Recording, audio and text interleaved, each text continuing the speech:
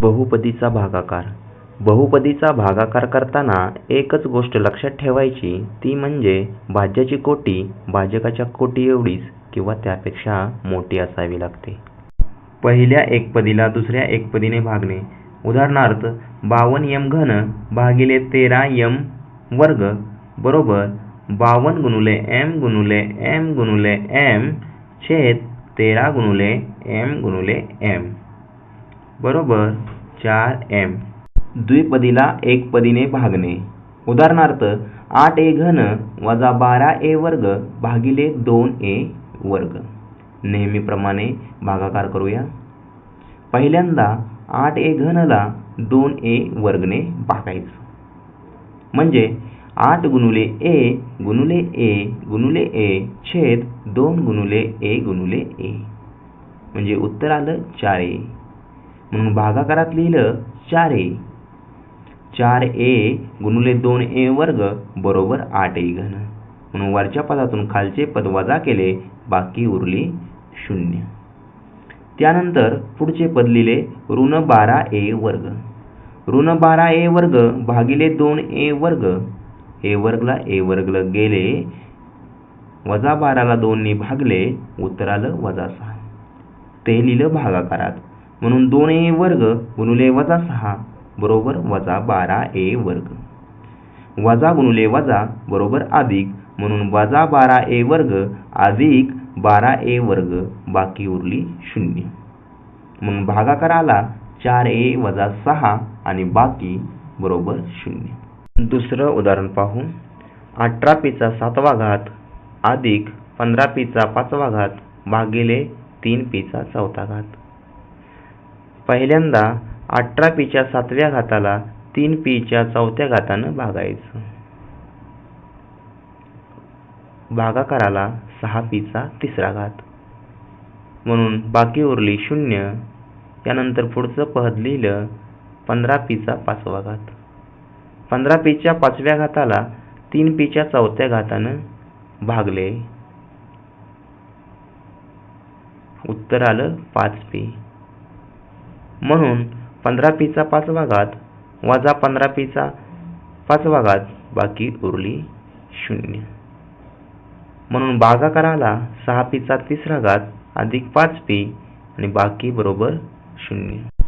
त्रिपदीला एकपदीने भागणे. उदाहरण 7x चा 4था घात वजा 21x वर्ग अधिक 6 भागिले 7x चा वर्ग. पहिल्यांदा 7x च्या 4थ्या घाताला 7x वर्गने भागले, उत्तर आले x वर्ग, बाकी उरली 0. पुढचे पद वजा 21x वर्ग, त्याला आता 7x वर्गने भागूया, उत्तर आलं -3, बाकी उरली 0.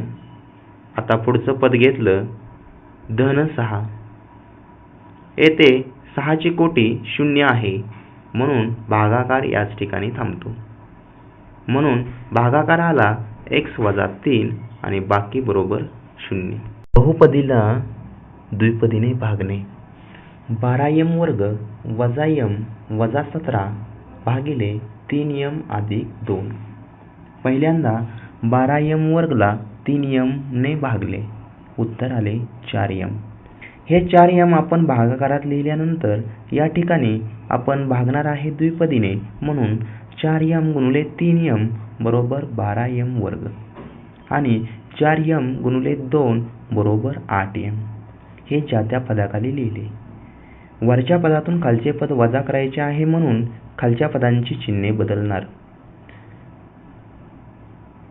म्हणून 12m वर्ग वजा 12m वर्ग बरोबर उत्तर आले 0 आणि वजा m आणि वजा 8m, उत्तर आले वजा 9m. त्यावर पुढचे पद लिहिले वजा 17. आता वजा 9m ला 3m ने भागले, उत्तर आले वजा 3. आता वजा 3 गुणिले 3m बरोबर वजा 9m आणि -3 गुणिले 2 बरोबर -6 हे ज्या त्या पदाखाली लिहिले. वरच्या पदातून खालचे पद वजा करायचे आहे म्हणून खालच्या पदाची चिन्हे बदलणार.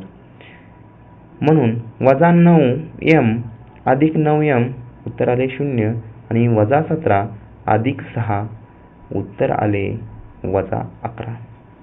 म्हणून भागाकार बरोबर 4m - 3 आणि बाकी बरोबर -11. म्हणून भाज्य बरोबर भाजक गुणिले भागाकार अधिक बाकी या रूपामध्ये लिहिण्यासाठी 12m वर्ग वजा m वजा 17 बरोबर 3m अधिक 2 अधिक 4m - 3 अधिक -11.